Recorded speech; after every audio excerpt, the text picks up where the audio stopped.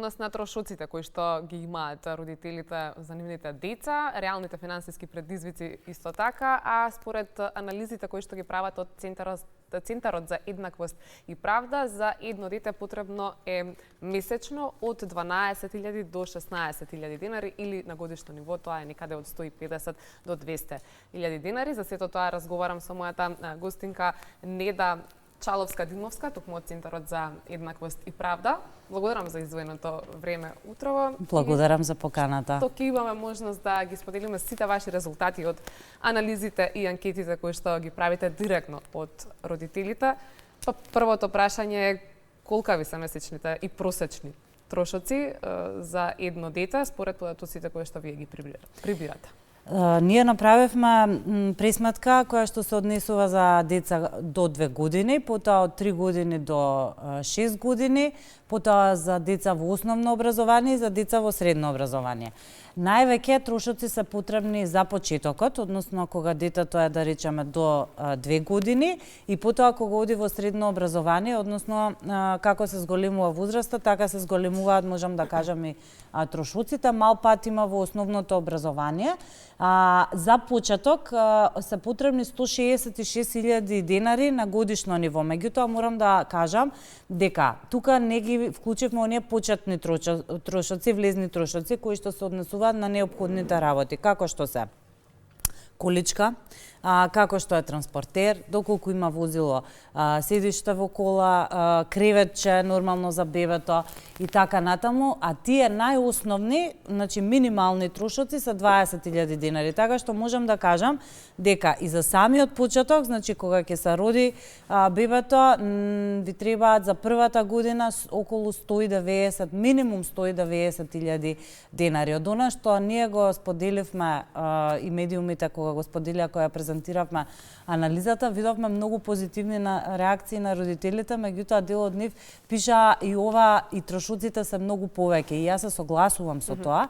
Ова се само минимални трошоци за да можете вие до крајот на годината нели да минимум да ги потребите на детето да ги обезбедите. Потоа има мал пат, значи од 3 до 6 години е 150.000 денари на годишно ниво, потоа е 155 во основното образование и на крај во средното образование е 196.000 денари на годишно ниво, каде што веќе родителите кои што ги вклучивме во истражувањето ни кажаа дека сериозни средства им требаат кога децата стануваат тинеџери и заради тоа и се повеќе земаат кредити.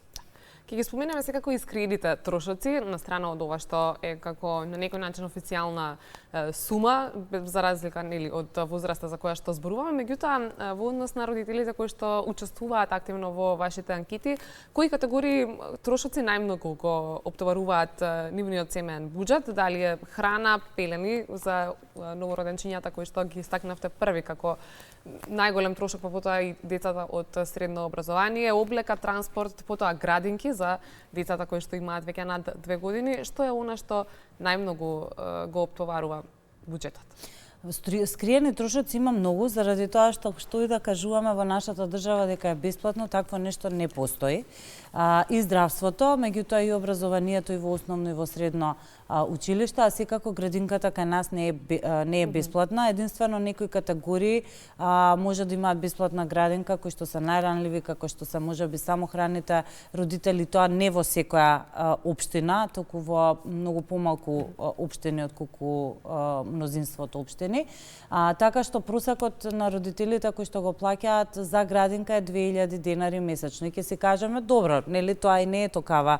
Меѓутоа, кога ќе почнеме да ги гледаме трошоците што ги пријавија, а тоа е за почеток работни материјали, потоа незаконски родителите не обврзуваат во градинка да носиме хигиенски материјали. А тоа значи секој месец во повеќето градинки се носат влажни марамчиња, се носат чашки, нормално за бебињата се носат пелени и така натаму, издатоци кои што ги коштаат семејствата на месечно ниво минимум 500 денари. Потоа вие имате представи, има како што се зголемуваат годините на детето, вежбање, математика и така натаму, така што и влезните материјали дури во градинка родителите ги пријавија за околу 3000 денари на годишно ниво. Потоа има скриени трошоци во однос на фотографии, екскурзии кои што не се платени од страна на општината и така натаму, така што има доста оптоварување уште од самата градинка. И потоа доаѓа училиштето.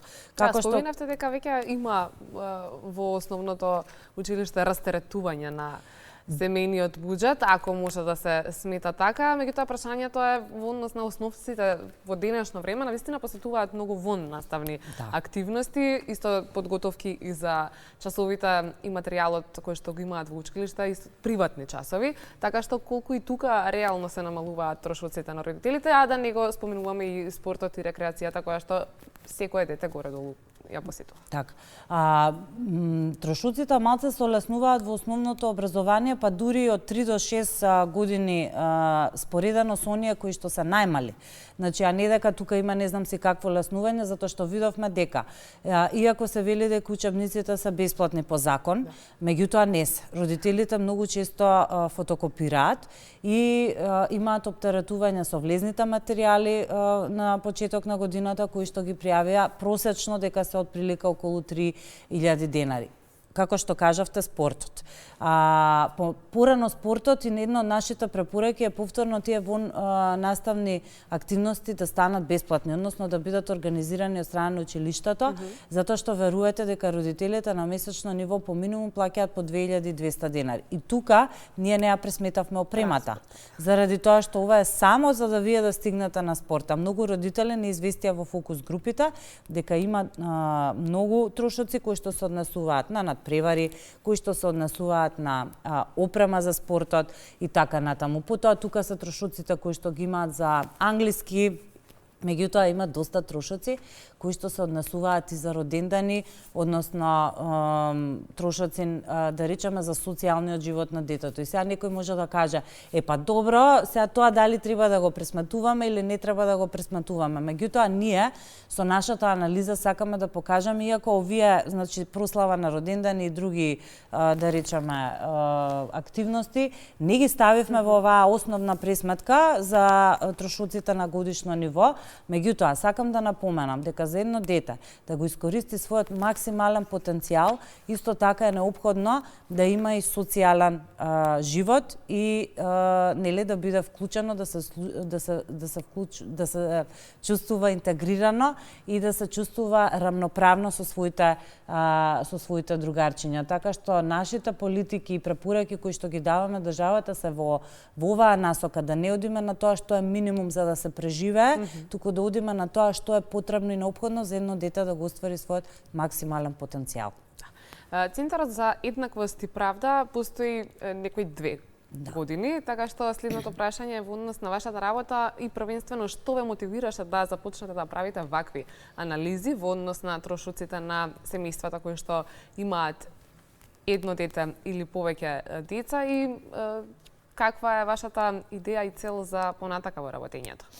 Ние како организација, впрочем, сме и повеќе мајки, можам да кажам, и тоа ни беше една од главната цел во нашата програма за овие години е дека ние ќе работиме исклучиво на она што се случува како дискриминација по основ на бременост, мајчинство, меѓутоа и родителство. Навистина и самите сме свесни како родители дека се соочуваме со многу предизвици, значи со многу проблеми, немаме поддршка од страна на државата и тука ние не сме гласот нели само на нас, кои што сме членови на Сдруженијето, туку и на сите оние родители кои што се соочуваат со уште поголеми проблеми од нас, а тоа се самохраните родители, повеќе детните семејства, заради тоа што како што растат трошоците, како што растат бројот на децата во семејството, така стапката на сиромаштија расте. Исто така ние покажа анализата дека 36% од жените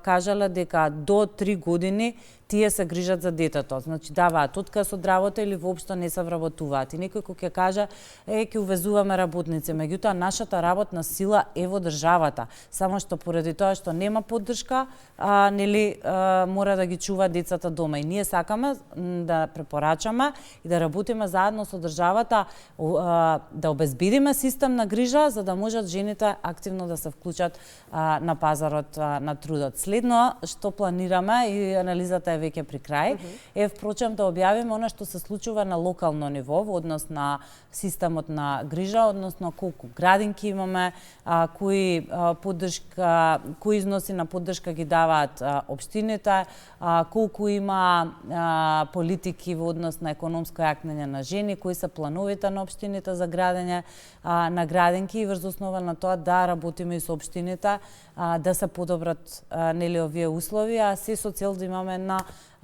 посрекно семејство и посрекна иднина во државата. Како сте задоволни од одзивот кој што го имавте од родителите во однос на анкетите кои што се спроведуваат онлайн, затоа што видов и на социјалните мрежи, на дел од коментарите каде што ви се објавени самите резултати, навистина голем дел родители се вклучени, меѓутоа вие како организација колку сте задоволни од нивниот одзив и односот кој што веќе го имате воспоставено со цел да ги реализирате сите овие проекти кои што се во вашиот фокус на работа? Одзивот навистина беше голем, значи само во првиот ден ние имавме над 250 одговори.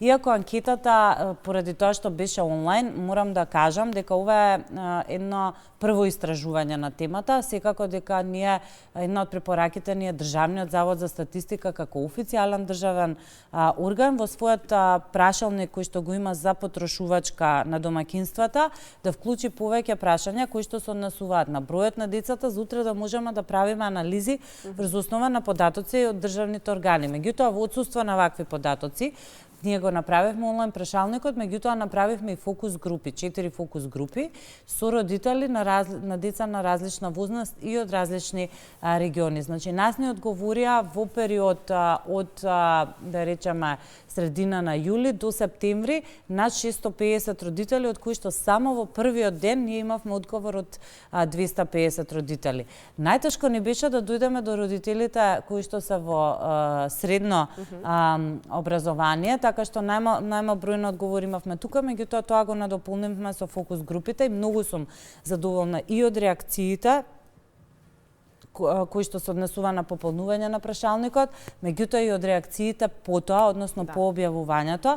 Значи, само во првиот ден кога беше, да речеме, еве и со Safe City презентацијата, имаше многу поголем фидбек на ова, што значи дека родителите на вистина се засегнати од овие прашања и ние нема да застанеме тука, нормално ќе ги консултираме и ќе продолжиме заеднички да делуваме во насока да се остварат овие препораки. Една од препораките ние да имаме како минимална кошничка за родители, односно поддршка без разлика на приходите, заради тоа што го има тоа и во другите земји и нормално како се намалува приходот во семејството, така да се зголемува поддршката од страна на државата. Исто така, како има повеќе деца, така да се зголемува поддршката од државата. Например, доколку имате 2 или 3 деца, да не мора да се плаќа градинка, нешто што, да речеме, за второто дете во Словенија веќе не се плаќа градинка, да не зборам за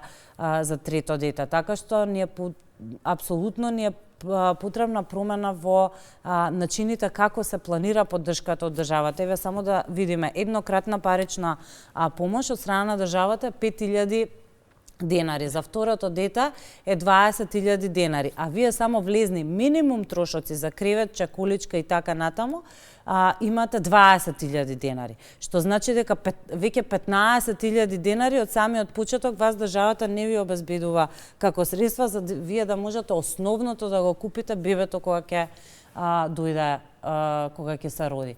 Така што се залагаме, и се надевам дека институциите ќе нас слушнат и одиме во таа насока, ете да почнеме да работиме за промена на оваа поддршка. Да, секако ова се дел од препораките за системско решение и предпоставував дека ги следите и соседните парем земји кои што имаат многу поинаков начин на решавање на финансиските предизвици на родителите, меѓутоа што е клучно можеби во Македонија од она што родителите го издвојуваат како најголем проблем? Дали се тоа високите цени или институционален неслух, како што викате вие, што е она што најмногу ги оптеретува нив, или двете во комбинација со цел да се најде можеби идеалниот начин на функционирање и родителството во Македонија да биде олеснето, а не секој ден да станува се поголем притисок?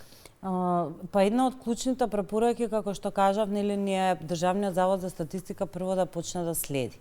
Потоа не сум сигурна дека нели нема интерес од страна на државата, туку едноставно можеби не стигнало се уште како приоритетна точка. Сметам дека многу треба да се гледа како приоритет, заради тоа што навистина трошоците само се зголемуваат и се соочуваме со се поголема сиромаштија на семејствата. Кога ги следиме другите држави, само да ја земеме на пример Србија. Србија од самиот почеток има многу поголема еднократна парична помош, која што верувате дури стига и до 20.000 евра доколку нели се работи за повеќе детно семејство. Потоа доколку не е обезбедена градинка во општината или пак нема место во градинка, на пример Србија субвенционира на приватните градинки, каде што родителите плаќаат 80%, останатиот процент го плаќаат самите родители, нешто што кај нас се уште нели воопшто не е размислувано.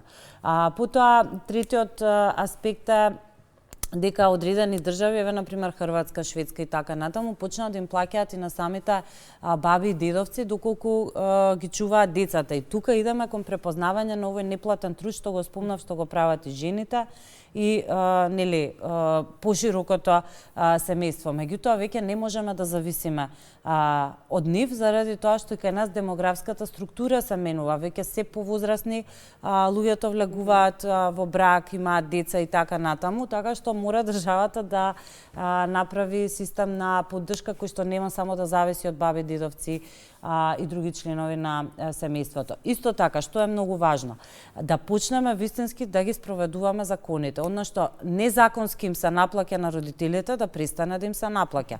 Како што се хигиенските, како што ги спомнав материјали, униформата, донесена е одлука за униформа, верувајте, не сите општини, не сите училишта обезбедуваат униформа или пак обезбедуваат многу мал број на униформи кои што од хигиенски причини не може да ги задоволат потребите и беше пријавено дека родителите плаќаат по 1800 денари и за униформи кои што како одлука им се наметнати, а не им се обезбедени од страна на државата. Учебниците.